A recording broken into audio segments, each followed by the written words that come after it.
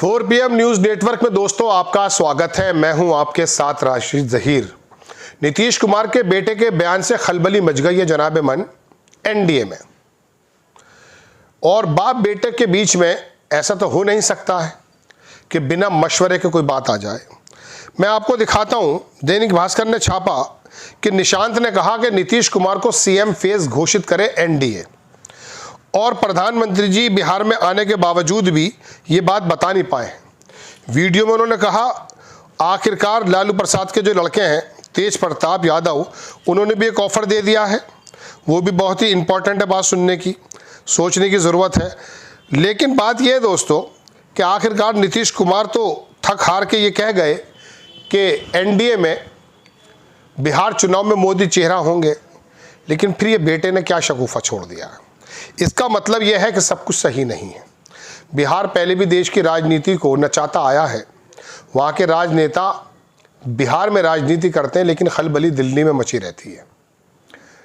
मैं एक नेता के साथ था, मतलब उसके घर गया था 12 जनपद पर।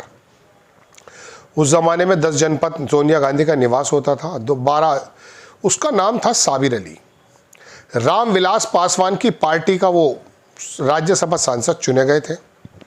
उनके बारे में कुछ बाद में विवाद भी हुआ। तो जब वो चुने गए थे उसके एक दिन बाद या उसी दिन शायद मैं वहाँ गया, इत्तेफाक से हमारे एक दोस्त हैं रामविलास की पार्टी में, तो वहाँ पर वो बड़े खुश थे, उनके सारे समर्थक मौजूद।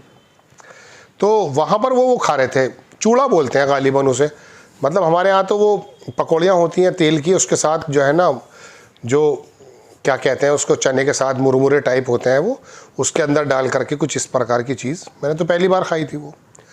तो वो फ़ोन पे बात कर रहे थे, अरे हम आ रहे हैं, इकट्ठे करो लोग, हमारा वो करना, मतलब उनका जो है वेलकम करना बड़ा। मैं सोचने लगा, मैंने यार ये अगर राज्यसभा सांसद चुने गए हैं तो ये बिहार में क्या खलबली मच रही है। बाहर का एरिया देखा, फिर मैं बाहर देखने लगा 10 जनपद 12 जनपद। मैं सोचने लगा, मैंने कहा यार ये इतना शानदार पोश एरिया है। ये मैं साबिर अली को नहीं कह रहा हूँ, मैं तो जनरल बात बता रहा हूँ।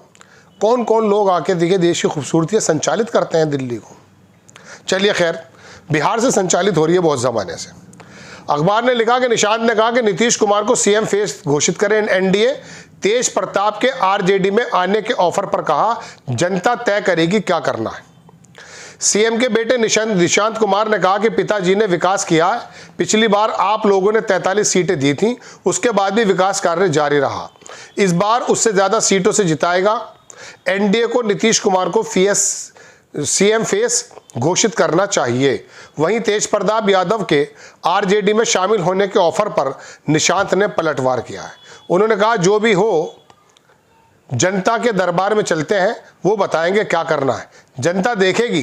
निशांत कुमार अपने पिता नीतीश कुमार के साथ मंगलवार को स्मृति पार्क पहुंचे थे, जहां उन्होंने अपनी मां स्वर्गीय मंजू सिन्हा के जयंती पर उन्हें श्रद्धांजलि दी।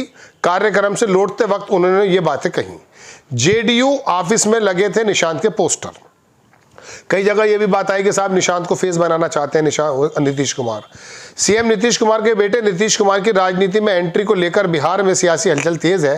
3 दिन पहले जेडीयू ऑफिस के बाहर निशांत कुमार का एक पोस्टर लगाया गया, जिसमें लिखा था बिहार करे पुकार, आइए निशांत कुमार। नीतीश कुमार ने निशांत कुमार। बताया जा रहा है कि यह पोस्टर जेडीयू कार्यकर्ता की ओर से लगाया गया था। वहीं 22 फरवरी को नेता प्रतिपक्ष तेजस्वी यादव ने निशांत कुमार के बयान पर निशाना साधा। उन्होंने कहा कि निशांत हमारे भाई हैं, हम तो चाहते हैं वो जल्द ही घर भी बसा लें। निशांत जी को सोचना पड़ेगा कि उनके पिता के साथ जो लोग हैं, चाहे मोदी हो, चिराग पासवान हो, विजय चौधरी हो, पहले सभी उनके पिता के बारे में कुछ भी बोलते रहते थे। ये तमाम बातें हैं दोस्तों। ऐसा तो हो नहीं सकता कि निशांत कुमार बिना नीतीश कुमार की मर्जी के अपनी ज़बान को हिला देते। इसका मतलब यह है कि अगर Nitish Kumar in front of Modi Bhagalpur की रैली में थोड़े से असहाय कमज़ोर नज़र आए, तो इसका मतलब यह घर में कोई ना कोई बात चल रही है। और जाहिर सी बात है, जिस पार्टी के वो मुखिया हैं उस पार्टी को उन्होंने सींचा है, बताया है, छीना है, जो भी कुछ किया वो पहले की बात है। लेकिन अब इस पार्टी के अंदर जो लोग भारतीय जनता पार्टी के करीब आ गए, उनसे भी वो असहज होंगे। बेटे का साथ जाहिर सी बात है हर बाप को भाता है, और बेटा भी ये चाहेगा कि मेरे बाप की पोजीशन बनी रहे, पिताजी की पोजीशन बनी रहे। अब आखिरकार क्या निशांत कुमार के लिए नीतीश कुमार लड़ जाएंगे या निशांत कुमार नीतीश कुमार के लिए लड़ रहे हैं? बिना मशवरे के, बिना उसके तो कोई बात होगी नहीं। बिहार के लोगों को मैं बड़ी अच्छी तरह से जानता हूँ, थोड़ा इनसे मेरा साबका पड़ता है। ये लोग बड़े अवेयर हैं पॉलिटिकली, ये जानते हैं। मैंने कहा ना, पूरे देश की धुरी बिहार से चलती है बाज़ मरतबा। अब देख लीजिएगा, ये 2026 अब 26 में ही गालिबन चुनाव है, वहाँ देखिएगा 1 साल से कम का वक्त है, बिहार पूरे देश में छाया रहेगा। जिस गांव में, जिस कस्बे में, जिस लोकसभा में आप कभी गए नहीं हैं, उसका नाम आपकी ज़बान पर रट जाएगा। वहाँ के नेता आज भी इसी प्रकार की राजनीति करते हैं जैसे कभी फिल्मों में होती थी, बाहुबली टाइप, पुराने टाइप। और कार्यकर्ता भी कमाल है, तन पे कपड़ा नहीं है, पेट में रोटी नहीं है, लेकिन नारेबाजी करते हैं। मैं बुरी बात नहीं कह रहा हूँ इस बात को, मैं तो बताना चाह रहा हूँ कि पिछड़ेपन की पराकाष्ठा थी और आज भी है, लेकिन उसके बावजूद भी वहाँ के नेता, भले ही नीतीश कुमार 20 साल से हो या 15 साल से हो या लालू प्रसाद, बिहार के हालात ऐसे नहीं बदले। एक ही लाइन में बिहार के हालात का आपको पता चल जाएगा कि देश का जो राजस्व है 7 रुपये बिहार लेता है उसमें से और देता 1 रुपया। महाराष्ट्र देता 7 रुपये, 1 रुपया है और मिलता 48 पैसे। 7 रुपया लेता है बिहार और 1 रुपया देता है। कहने का मेरे मतलब यह कि इतना ज़बरदस्त डिफरेंस है। आखिरकार अभी पिछले दिनों आपको याद होगा, दिल्ली में कुछ साउथ बेल्ट के चीफ मिनिस्टर इकट्ठे हुए और उन्होंने कहा, साहब राजस्व तो हमारी तरफ से आता है, लेकिन आप लगा देते हैं इन राज्यों के अंदर। हालांकि ये बात मुझे कुछ बेहतर समझ में नहीं आ रही है, देश का तो सभी हिस्सा है, लेकिन फिर भी उनकी तकलीफ जायज़ है। वो कहते हैं कि हम तो राजस्व देते हैं, हमारे पास रिटर्न में वापस इतना आता नहीं है, और बिहार है, यूपी है, और यहाँ के लोग राजनीतिक एतबार से सिरमौर बने बैठे हैं। 80 सीट उत्तर प्रदेश की, 40 सीट बिहार की, 120, और मेरे ख्याल से 41-42 सीटें बंगाल की, उड़ीसा की भी जितनी है, ये 150, 200, 250 सीटें यही तय कर देता है प्रधानमंत्री। तमिलनाडु वाले 38 लेके चुप बैठे रहते हैं, 39 लेके, महाराष्ट्र वाले 48 लेके चुप बैठे रहते हैं। कोई इतनी बड़ी वहाँ पर हलचल नहीं है। लेकिन बहरहाल दोस्तों, बात यह है कि बिहार के अंदर बिना बाप बेटे के मशवरे ऐसा वक्तव्य बयान नहीं आ सकता कि वो एनडीए को ही चैलेंज करने लगे निशांत कुमार और कहें कि मेरे पिताजी को आप सीएम फेस घोषित करें, जबकि प्रधानमंत्री जी भागलपुर आए और उन्होंने भी कोई शब्द नहीं कहा। अलबत्ता नीतीश कुमार का अगर जिक्र भी किया है तो अपने दोनों डिप्टी सीएम का जिक्र करते रहे, अपनी योजनाओं के बारे में बताते रहे। दोस्तों, बात यह है कि बिहार के अंदर कोई ना कोई खिचड़ी तो पकेगी।